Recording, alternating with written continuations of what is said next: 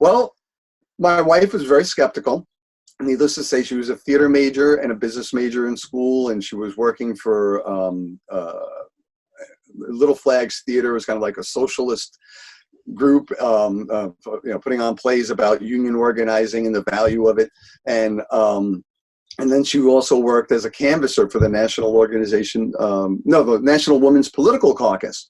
And so her immediate reaction was homeschooling is, just going to bind women to the home. And, I said, well, okay, let's talk about that. And, so we met some homeschoolers, and we found, because at the Holt office, it was only a game in town. So, and John wisely started having once a month on Wednesdays, he would have an open house. And if he was not traveling, he was there. And so very often people would just show up, with their kids. And we always asked them to bring their kids. Anyone who was a volunteer was allowed to, or a visitor could bring their kids. Kids were always welcome at the office. And, my wife met homeschoolers. Well, she was my girlfriend at the time. And some of them, the guy was home. The woman was working. Others were managing to do work from home back in the 80s, And so she saw that there were these other ways to make it work, but she was not convinced and fully. And so I said, no worries, we're not even married yet, we're still talking about this, but I really think it's a great idea. I mean, look at the so-and-so. And in fact, around that time, it wasn't the first, but the most controversial, he made the newspaper. This guy, Grant Colfax, got into Harvard. And he was homeschooled on a dairy goat farm in Northern California, never attended school until then. And Harvard took him in, and he was pre-med. He's now works for the National Health Institute, I believe. He's an AIDS researcher. But at the time, they were like, his experience dealing with dairy goats, the articles that he wrote about them, and his experiences, with 4-H and his family's farm, really, show that he has a great understanding of anatomy and biology and science. And, so they gave him a scholarship. And it was so unusual that Johnny Carson had him on as a guest. And the National Enquirer ran an article that said, "Goat Boy gets into Harvard." I mean, no one said, isn't it amazing that someone without a background, it's like they still had to mock him in a way, It was still like so unusual. What these crazy things? But getting into Harvard mattered. And then the parents wrote a couple of books, Homeschooling for Excellence, which kind of papers over what they really did. And then Homeschooling in Paradise, which spills the dirt, And in there, you realize that it was work and play. That's they were a family farm and a dairy farm, so they had to do it for survival, and that's how everyone learned.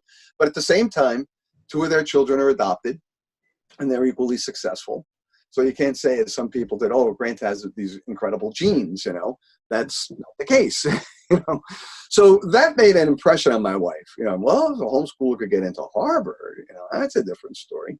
And then after John passed away, we, had the pleasure of meeting Mickey and David Colfax, and my wife, we got to talk with them and understand that. I mean, they're very progressive, and again, David sat at the time he was homeschooling his kids. He sat on the school board, his local school board. They're always involved in the community. This idea that homeschooling is an isolated antisocial activity is just so wrong-headed. Yeah, you can point to in the book Educated by Tara Westover.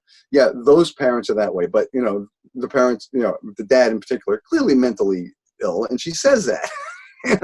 I mean, most homeschoolers don't suffer that way, and so to take these exceptional cases and make them the rule has really been an issue, And my wife got comfortable with it over time. But then I think it was after we had our first child. John unfortunately passed away just before she got pregnant. But then soon after he died, she was pregnant with our first child. And then we started to see firsthand that she was learning in her own way. And it was remarkable. I mean, we were just so joyful. And it's like, see, it's not that hard. We didn't have to teach her to walk and talk, socialize, and do these things. I mean, she's doing it. And, and then asking questions about counting and calculating that, we worked with. and didn't turn everything into a lesson. That was a big. My wife is much more schoolish than I am. In fact, she's a special needs teacher now that our kids are growing up, you know.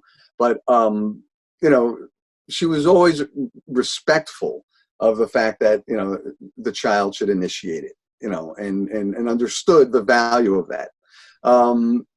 But she always hedged her bets, you know. She always felt like, oh, I have to do this, and then sometimes math in particular, Lauren, they would butt heads, you know. And it was so interesting how, you know, she was ready to, you know, she said, we have to get someone else in. So her friend Lynette tutored math. So she got Lynette in. And Lauren and Lynette didn't get along, you know. And then we said, well, look, if you want to take the SAT, you've got to do math, you know. So why don't we hire, you know, put you in the Princeton Review program, a prep program for taking college exams. What a waste of money that was. She didn't, you know, it was an online program that she just faked her way through. And like, okay, nothing's working. And then what happened? I mentioned this criminal justice course, right? She really loved it. And there were 2 semesters of it. She took both.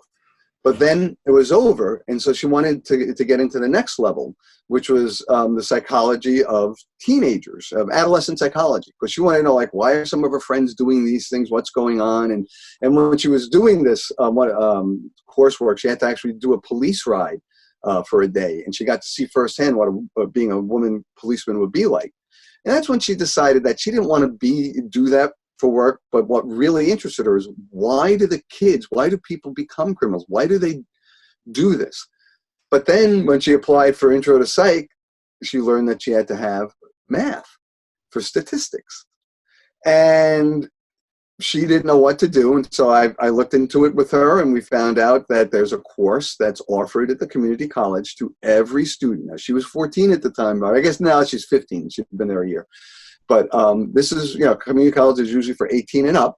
And for all their 18 and ups who graduated conventional high school, they have a course called Fundamentals of Mathematics.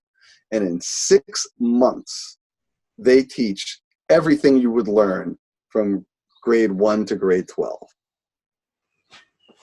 And Lauren did it. She got a passing grade. She was able to take this course, and she loved it. She loved psychology. She was then transferred to a 4-year college, got her degree in psychology and social work. Then she went into graduate school, got her master's in social work, and she worked as a social worker for many years. I think about 2 in Texas and 5 up here in Boston. And then she, just like with the policeman, she said, this really isn't where I want to be. You know, this dealing with this population is real burnout. And the thing that's been saving her has been yoga. And so now, long story short, she's a professional yoga instructor. She has her own studio that is thriving and doing quite well, you know. But again, like, so parents say, what a waste of money is. No, that's the path that she had to take. You know, I mean, this idea that what you study in high school is what you're going to do in college, and what you do in college is what you're going to do for the rest of your life. It's crazy, you know. And now, you know, we're trying to really make college in America, at least, aligned to the workplace. It's like your job ticket now. And, you know, I've seen studies that show that enrollment in liberal arts programs are way down, you know, and people, you know, they don't want to bother with that sort of stuff. You know, you got to give my kids computers and math and science. What is it? Science, technology, engineering, and math, STEM. You know, that's the focus. And again, it's like, who's choosing that? And it's you know, I mean, they're making that decision that, you know, this is what's good for the economy, so therefore we must make our children do this, instead of, well, you know what, through art and, you know, in literature, in philosophy, a lot of people get into science, technology, engineering, and math. You know, there's not a dotted line separating these things, you know, but there is in school. You know, I mean, every now and then they talk about interdisciplinary studies, but I've been reading about them in books that go back to the 40s and 50s, and it rarely happens, you know. The philosopher rarely talks to the mathematician. Every now and then we get cool books, you know, that come out, you know, about, you know, advanced mathematics and philosophy and links or science. And I'm grateful for those who are thinking that way. But they're not actually changing anything in terms of teaching in the school. It's like they've established a niche for themselves, which is great. But, you know, I think of books like longitude, about the gentleman, the self-taught clockmaker who discovered longitude, and the Royal Society wouldn't give him the award for doing it because he didn't have a proper school degree. You know, so these things, you know, are really. So anyway, I kind of lost the thread there because I realized there's a question about my wife. I'm sorry. I see I go on these tangents. I'm sorry. But so my wife, through the experience of watching our daughter learn, she became more comfortable. But probably the best thing is, and I always held true to this, you know, there's a swinging door between our home and the school. If our children want to go to school and have a good reason, it's not because their friends are there or, you know, because they have other friends. You know, we always made sure of that. And the school, by the way, are across the street from us. You know, and so there are no homeschoolers on our street or in the near vicinity, you know, at that time. So, you know, my kids really felt the lure of school, you know, because they waited till 3 o'clock sometimes for their friends to come out. But we had honored that. So Lauren wanted to try 6th grade, and she did. And she came out after she did it and said, I've had it with school. That was it. She didn't go back until college. You know, she found, you know, her own path with our help, of course. And then, you know, my middle daughter, she decided to go, and she enjoyed high school, although now she says that she wish she hadn't because it was for all the wrong reasons, you know. And she's the one who didn't go to college. You know, she did 1 year and said, I'm done with school. I've had enough school, you know. But now she's found work as a facilities manager for a biotech company. So that had a happy ending too. But to this day, she's turning 30 in August. You know, she says her homeschooling experience, or unschooling experience, was the best years of her school life. She insists. So I always find that interesting. And then my youngest, she tried 1st grade because all her friends were there, and she was kicking and screaming, and my wife was looking for work, and it was just going to be me and her at home and blah, blah. So she was in school for about a week. And that's when we got a call from the teacher, a lovely teacher. I mean, if only there were more teachers who could take this sort of initiative. Her name was Miss Rapucci. She's passed away, unfortunately. But Miss Rapucci had been in the Medford school system for decades. And so she called us up and said, you know, Mr. and Mrs. Farenga, your daughter Audrey is a very active child, very outspoken, and she knows her alphabet. She knows how to count to 100 and do basic calculations. And she's really getting bored in school because I am teaching the alphabet to most of the children and basic math. And I think that she would be better served if you continue to homeschool her. And the fact that Miss Rapucci, that Audrey could check in with her, did you really say that? Yeah. And, okay, made homeschooling fine for her. So then she homeschooled until the 3rd grade, when all her friends were saying what a wonderful teacher this 3rd grade teacher was and what great fun we're going to have. So she went in, right? And after 6 weeks, she wanted to come out, but now she was a little sheepish because we really didn't want her to do 3rd grade, but she just kept coming out one reason after. Okay, but now this time, Miss Rapucci's passed away, and you know, so she goes down, you know, to the principal one day, and the principal calls us up and says, Mr. and Mrs. Farenga, your daughter Audrey's in my office, and she wanted me to call you to ask if she can be homeschooled again. So she said yes, and Audrey came out of the school, and you know, and we had a great homeschooling. It was just me and her because, you know, Audrey, Allison was a junior or senior in high school then.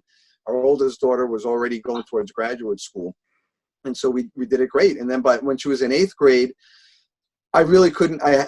We needed money. It was a real financial issue at the point, and so I couldn't continue to stay home and work and unschool her at that time.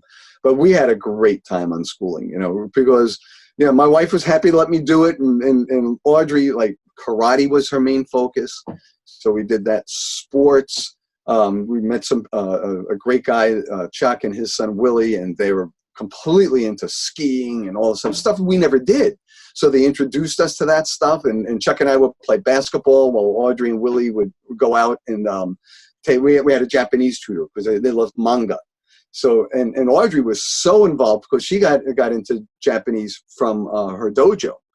But Willie got into it from manga, so they were sharing both. So next thing you know, Willie's taking kung fu and Audrey's reading manga, and we meet a homeschooler who's half Japanese, and invited her to spend some time and I forget the name of the town, but it was a rural part of Japan.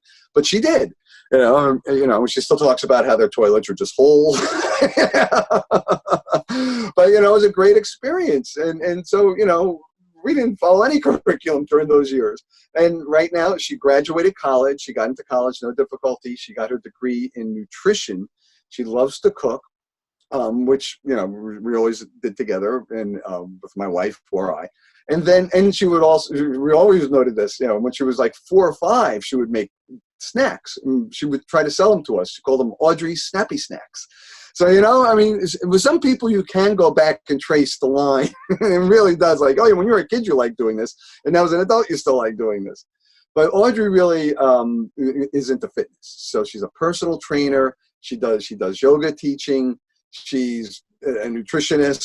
She does also, she's really, really a dynamo, And she's been working for 2 years here in Boston, but she's moving to LA now.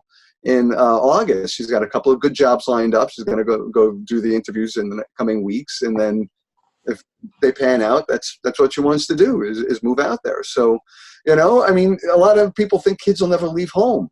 Well, again, the natural progression is for children to go from dependence on the family to independence.